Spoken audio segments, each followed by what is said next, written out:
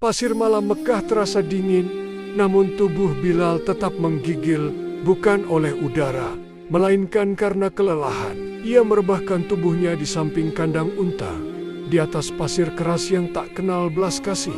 Tangannya masih memar karena pukulan hari itu, dan punggungnya perih oleh cambuk. Bilal bin Rabah bukan siapa-siapa. Ia hanyalah seorang budak berkulit hitam dari Habsyah. Ibunya seorang mantan budak wanita. Ayahnya entah siapa. Bagi tuannya, Umayyah bin Khalaf, Bilal tak lebih dari alat, seutas tali yang dipakai lalu dibuang.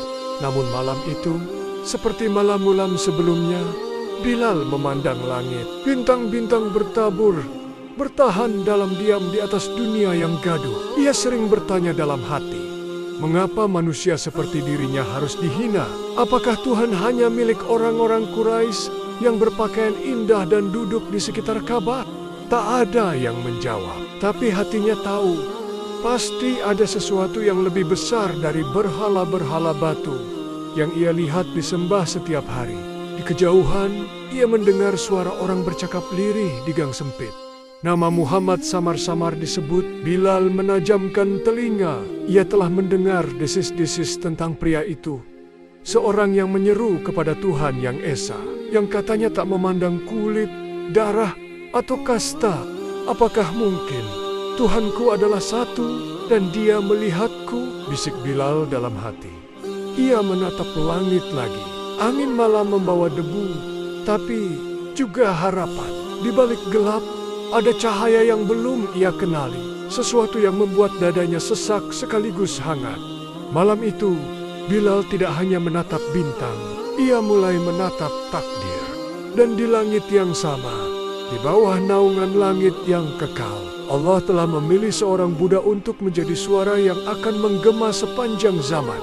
Tapi Bilal belum tahu itu. Belum tahu bahwa hidupnya yang tampak tak berarti akan menjadi nyala bagi ribuan jiwa. Untuk sekarang, ia hanya budak yang menatap langit dan bermimpi akan kebebasan yang datang dari Tuhan yang benar.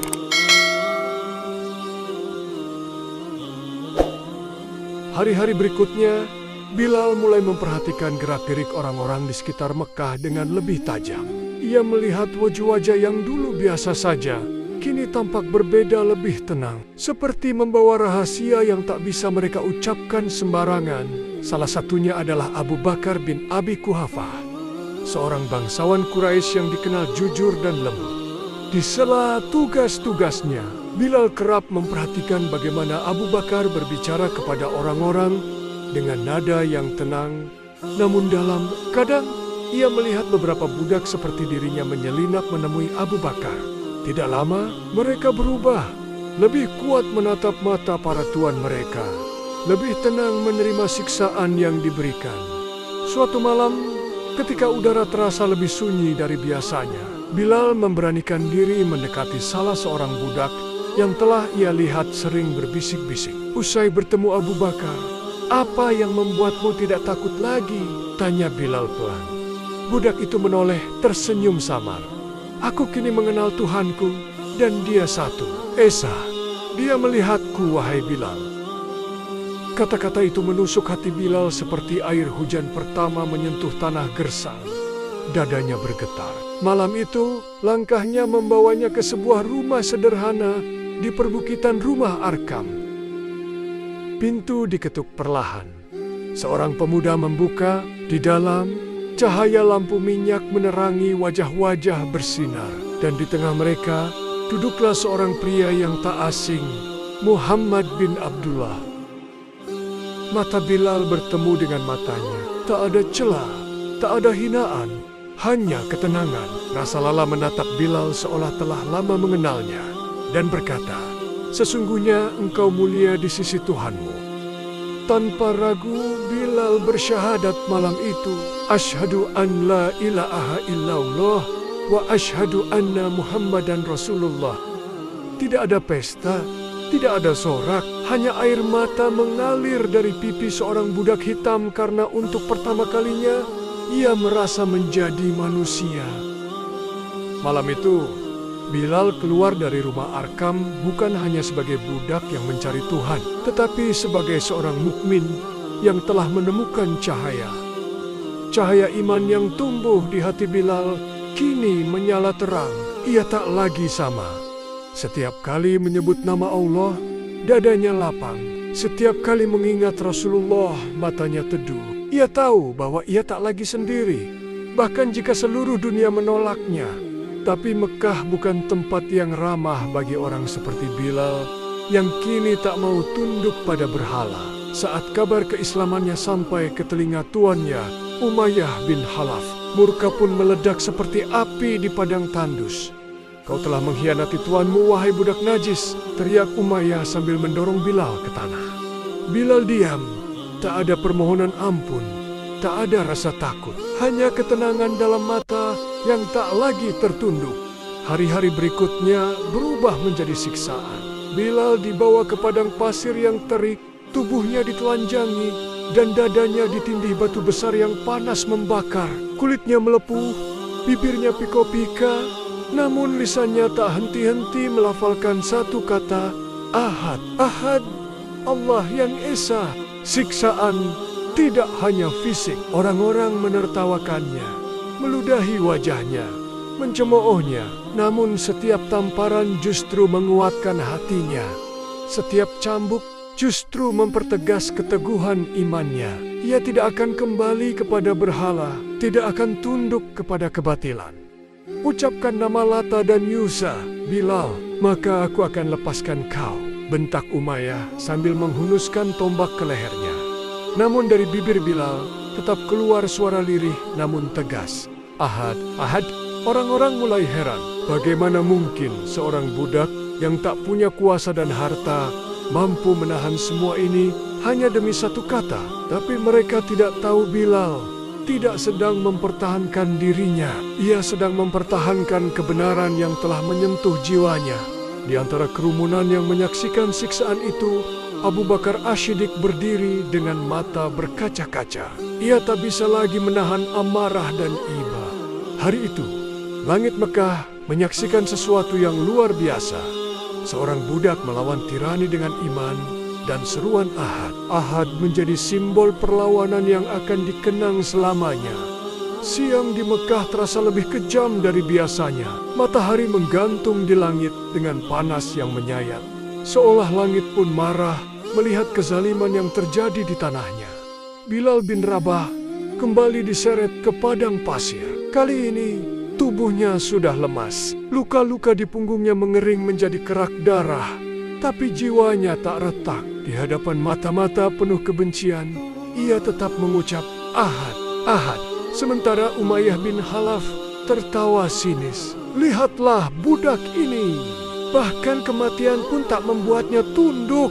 Dari kejauhan, Abu Bakar As-Siddiq berjalan cepat. Wajahnya menegang, langkahnya penuh amarah yang terpendam. Ia tak tahan lagi menyaksikan penderitaan Bilal. Seorang pria mulia, sahabat setia Rasulullah. Tak bisa membiarkan kezaliman ini terus berlanjut, wahai Umayyah, kata Abu Bakar dengan lantang. Umayyah menoleh, senyumnya sinis. Apa kau datang ingin menyaksikan budakmu binasa, Abu Bakar? Abu Bakar tak menjawab cemoohan itu. Ia mengeluarkan kantong emas dari bajunya, lalu berkata dengan tegas, Aku ingin membelinya sekarang juga, berapapun yang kau minta. Mata Umayyah menyipit. Ia tahu Bilal bukan lagi sekadar budak. Dia simbol kekuatan kaum muslimin. Tapi uang adalah uang. Ia menimbang sejenak, lalu menyeringai 10 dinar emas. Tanpa menawar, Abu Bakar menyerahkan seluruh isi kantong itu. Saat emas berpindah tangan, Abu Bakar menghampiri Bilal yang masih tergeletak di pasir. Ia meletakkan tangannya di bahu Bilal dan berkata pelan, namun penuh makna. Hari ini engkau bebas, wahai Bilal, karena Allah. Bilal membuka matanya perlahan. Tak ada air mata, hanya keheningan yang dalam. Untuk pertama kalinya sejak lahir, ia merasakan arti kata merdeka. Tapi lebih dari itu ia tahu, ia telah dibebaskan oleh keimanan, bukan oleh emas. Orang-orang menyaksikan momen itu dalam diam. Tak ada yang bersorak. tapi langit seakan bersujud menyambut seorang hamba yang kini berdiri sebagai manusia sepenuhnya. Hari itu bukan sekadar pembebasan seorang budak, itu adalah kemenangan pertama kaum muslimin atas sistem penindasan. Dan Bilal, mantan budak dari Habsyah, kini telah menjadi bagian dari sejarah langit. Madinah menyambut Rasulullah dan para sahabat dengan haru dan harapan. Di kota itu, Islam tumbuh dengan damai. Masjid Nabawi didirikan sederhana, namun penuh semangat. Tiang-tiangnya dari batang kurma, atapnya dari pelepah, tapi hatinya dihuni oleh cahaya langit. Bilal bin Rabah kini seorang pria merdeka, berdiri di sisi Rasulullah. Ia tak lagi membawa beban rantai di tubuhnya, tapi membawa tanggung jawab besar di dadanya, menjadi pelayan Allah dan Rasul-Nya. Ia tak pernah meminta kehormatan, namun kehormatan datang padanya. Suatu hari, Rasulullah berkumpul bersama para sahabat. Sebuah pertanyaan penting diajukan. Siapa yang akan mengumandangkan panggilan sholat? Saat itu, azan belum dikenal luas. Beberapa sahabat mengusulkan bunyi lonceng atau terompet, seperti yang dilakukan kaum Nasrani dan Yahudi. Namun malam itu, seorang sahabat bernama Abdullah bin Zaid bermimpi. Dalam mimpinya, ia melihat seorang malaikat mengajarinya kalimat-kalimat azan. Ketika ia menceritakannya kepada Rasulullah, beliau membenarkan mimpi itu. Dan beliau berkata, "Itulah wahyu dari Allah." Rasulullah pun berpaling pada Bilal dan berkata lembut, "Wahai Bilal, bangkitlah dan kumandangkan azan itu. Suaramu lebih indah dan lantang." Dengan hati gemetar dan mata berkaca-kaca, Bilal naik ke atap masjid. Ia menengadahkan wajahnya ke langit, lalu menyerukan kata-kata suci itu untuk pertama kalinya. Allahu Akbar, Allahu Akbar. Langit Madinah seakan berhenti sejenak. Suara Bilal menembus hati setiap orang yang mendengarnya jernih, penuh iman, dan mengguncang jiwa. Penduduk Madinah keluar dari rumah mereka, terdiam mendengar panggilan itu. Tak sedikit dari mereka yang menangis.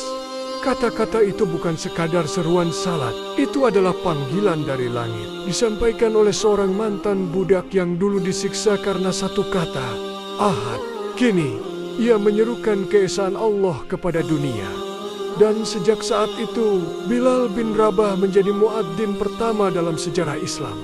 Tugas mulianya bukan sekadar mengingatkan waktu salat, tapi menjadi suara pengingat akan keagungan Allah dan kebebasan iman.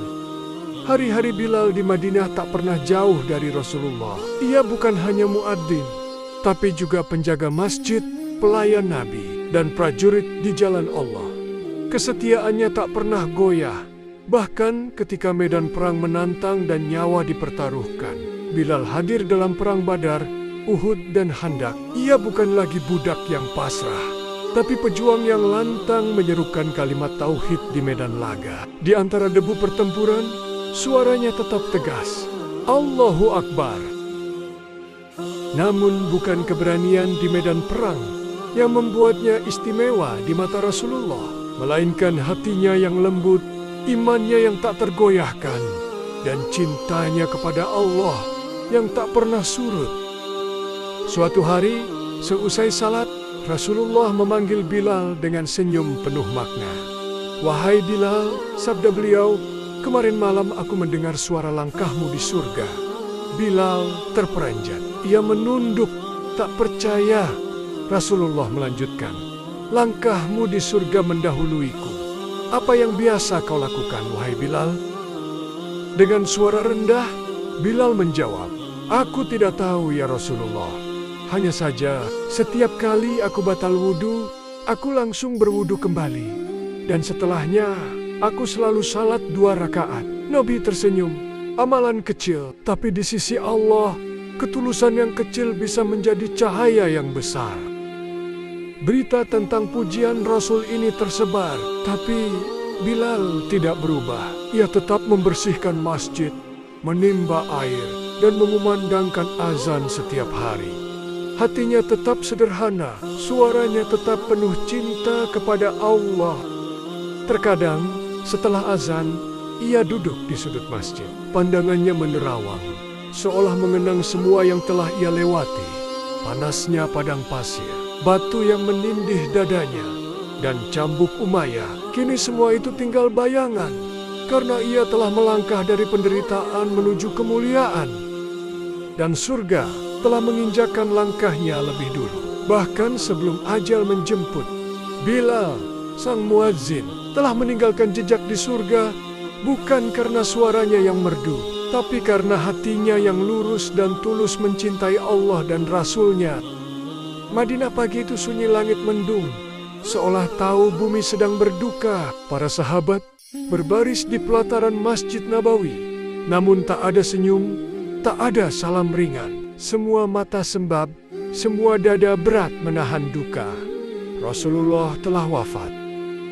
Bilal bin Rabah berdiri terpaku di sudut masjid. Tubuhnya gemetar, bukan karena dingin, melainkan oleh kesedihan yang dalam. Ia masih ingat jelas beberapa hari sebelumnya, beliau tersenyum padanya, meski tubuhnya lemah.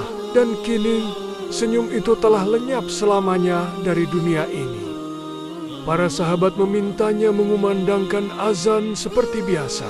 Tapi ketika Bilal berdiri di tempatnya dan mengangkat tangan, suaranya hanya sempat melantunkan, Allahu Akbar, Allahu Akbar. Namun saat sampai pada asyhadu anna Muhammadan Rasulullah, suara itu pecah. Tangis meledak. Bilal tak sanggup menyebut nama yang kini telah kembali ke sisi Allah. Ia menunduk, lututnya lemas, dadanya seakan diremuk oleh rindu. Masjid bergema oleh isak tangis. Bahkan para sahabat yang paling tegar pun tak mampu menahan air mata hari itu. Untuk pertama kalinya, azan tak selesai. Setelah pemakaman Rasulullah, Bilal mendekati Abu Bakar dengan mata sembab. Izinkan aku pergi dari Madinah, pintanya. Aku tak sanggup tinggal di kota ini. Setiap sudutnya mengingatkanku pada beliau. Abu Bakar terdiam, berat hati. Tapi ia tahu, cinta Bilal kepada Rasulullah bukan cinta biasa. Ia bukan hanya kehilangan seorang nabi, tapi kehilangan cahaya hidupnya. Bilal pergi ke Syam, meninggalkan Madinah yang penuh kenangan. Ia tidak lagi mengumandangkan azan, hatinya terlalu rapuh. Setiap kalimat azan membawa kembali bayangan wajah Nabi yang tak lagi bersua. Sejak itu, langit Madinah seolah kehilangan satu suara. Dan setiap pagi, penduduk kota itu merasa sepi karena suara yang dulu membangunkan mereka untuk salat kini hanya tinggal gema di hati. Dan Bilal, sang muadzin, kini hanya bisa melafalkan azan dalam doa dan air mata. Bertahun-tahun berlalu sejak kepergian Rasulullah di bumi Syam. Bilal hidup sederhana, jauh dari keramaian. Ia menghabiskan hari-harinya dalam ibadah, jihad, dan kenangan. Tak ada lagi azan yang ia kumandangkan. Setiap kali suaranya hendak mengucap Muhammad Rasulullah, hatinya remuk dan air mata menutup mulutnya. Namun rindu tak pernah padam. Rasulullah selalu hadir dalam mimpinya sambil tersenyum, memanggilnya dengan lembut. Setiap pagi, Bilal terbangun dengan dada yang sesak, menyimpan rindu yang tak tertumpahkan. Suatu hari, saat Khalifah Umar bin Khattab mengunjungi Syam, ia membujuk Bilal untuk kembali ke Madinah. Tapi Bilal hanya menggeleng pelan. Kakiku bisa kembali ke Madinah, wahai Umar, tapi hatiku tertinggal bersama Rasulullah. Namun takdir mempertemukannya dengan dua pemuda kecil, Hasan dan Husain, cucu-cucu kesayangan Rasulullah. Mereka datang memeluk Bilal dan berkata dengan polos, Paman Bilal, kumandangkan azan untuk kami, seperti engkau dulu mengumandangkannya untuk kakek kami. Bilal tak bisa menolak. Wajah mereka adalah cermin masa lalu senyum Rasulullah, hidup kembali dalam raut mereka. Hari itu, Bilal naik ke tempat azan. Madinah gempar mendengar kabar sang muadzin kembali akan berseru. Penduduk keluar dari rumah, memenuhi pelataran Masjid Nabawi. Wajah-wajah tua menangis, anak-anak terdiam. Burung-burung berhenti berkicau. Dan ketika Bilal melantunkan Allahu Akbar, Allahu Akbar. Suara itu mengguncang bumi dan langit. Ia melanjutkan dengan gemetar, Asyhadu an la ilaha illallah. Dan ketika ia sampai pada Asyhadu anna Muhammadan Rasulullah, suara itu tak hanya menggema di Madinah, tapi di hati setiap orang yang merindukan Nabi. Tangis pecah di mana-mana. Umar bin Khattab jatuh tersungkur menangis. Tak ada satupun mata yang kering hari itu. Itulah azan terakhir Bilal bin Rabah. Seruan suci dari hati yang penuh cinta. Setelah itu, ia kembali ke Syam. Seperti seorang musafir yang tahu bahwa perjalanannya hampir selesai. Azan itu bukan sekadar panggilan salat. Itu adalah seruan rindu, seruan cinta, seruan terakhir dari seorang muadzin yang hidup dan matinya hanyalah untuk Allah dan Rasul-Nya. Di tanah Syam yang damai, hari mulai merambat menuju senja. Bilal bin Rabah telah menua, rambutnya memutih, wajahnya berkerut, tapi matanya masih menyimpan sinar yang sama, sinar iman, cinta, dan kenangan akan Rasulullah. Ia tak lagi berdiri di menara masjid, kakinya lemah, tubuhnya ringkih, namun hatinya masih gagah seperti dulu di padang pasir Mekah saat ia berseru, Ahad, Ahad. Sakit mulai menjalari tubuhnya. Demam tinggi membuatnya terbaring tak berdaya. Para sahabat dan keluarganya berkumpul di sisi ranjang. Mereka menggenggam tangannya, mengusap dahinya, menangis perlahan. Namun Bilal tersenyum. Istrinya dengan suara lirih bertanya, betapa menyedihkannya hari ini, wahai Bilal. Namun Bilal membuka mata, menatap langit dengan tatapan teduh dan berkata, bahagia, ini adalah perjumpaan. Besok, aku akan bertemu dengan kekasihku, Muhammad dan para sahabat. Air mata pun tak tertahan. Semua yang hadir menangis, namun Bilal tersenyum seperti seorang musafir yang akhirnya menemukan jalan pulang. Malam itu, ia meminta berwudu. Tangannya gemetar, air mengalir perlahan ke wajahnya. Ia meminta dipapah untuk menghadap kiblat, lalu berdoa dalam bisikan, menyebut nama Allah dan Rasul-Nya. Lalu diam, sunyi. Dan di tengah malam yang tenang itu, Bilal bin Rabah wafat. Dengan bibir yang masih basah oleh zikir dan hati yang telah lama rindu untuk pulang. Ia wafat bukan sebagai budak, bukan sebagai hamba manusia, tapi sebagai muadzin Rasulullah. Sebagai pria yang langkahnya terdengar di surga, sebagai sosok yang mengumandangkan kalimat tauhid dari bumi hingga ke langit. Di Madinah, Syam, dan seluruh jazirah, kabar wafatnya Bilal menyebar seperti kabar duka dari langit. Dunia kehilangan suara panggilan sucinya, tapi umat Islam tahu, suaranya tak pernah benar-benar hilang. Karena setiap kali azan dikumandangkan, setiap kalimat Allahu Akbar dilafalkan, ada gema yang memanggil kembali jejak Bilal. Dan senja itu bukanlah senja yang suram. Itu adalah senja yang mengantarkan seorang kekasih kepada kekasihnya. Bilal telah tiada. Tanah Syam menjadi saksi kepergiannya. Tapi dunia tak pernah melupakannya. Di setiap masjid, dari Madinah hingga Maroko, dari Mekah hingga ujung timur Nusantara, suara azan menggema 5 kali sehari. Lantunan suci itu menyatukan umat, memanggil jiwa-jiwa yang letih untuk kembali pada Sang Pencipta. Dan setiap kali azan berkumandang, nama Bilal bin Rabah seolah hidup kembali. Ia bukan hanya muadzin pertama dalam sejarah Islamiyah, adalah simbol perjuangan dari seorang budak tak berdaya menjadi lelaki merdeka yang menggetarkan langit dan bumi dengan kalimat tauhid. Suaranya adalah suara hati, bukan suara dunia. Wajahnya tak pernah tercetak di koin, patung, atau lukisan. Tapi setiap umat Islam tahu siapa dia. Anak-anak belajar namanya. Para dai menyebutnya dalam khutbah. Para muadzin meneladani suaranya yang penuh iman. Di antara jutaan manusia yang memanggil untuk salat, Bilal adalah gema pertama. Pemecah sunyi dunia yang dulunya dibungkam oleh syirik dan penindasan. Sejarah mencatat, Rasulullah tidak pernah menunjuk siapapun sebagai muadzin tetap setelah Bilal. seolah azan Bilal terlalu suci untuk digantikan. Dan bahkan saat Bilal tak lagi ada, cintanya tetap hidup dalam kalimat-kalimat itu. Allahu Akbar, Allahu Akbar. Seperti gema waktu yang tak pernah henti, seperti aliran air yang abadi. Suara itu adalah peninggalan Bilal yang tak pernah padam. Setiap panggilan sholat adalah undangan dari langit yang Bilal dulu sampaikan pertama kali dengan luka, air mata, tapi juga cinta yang dalam kepada Allah dan Rasul-Nya.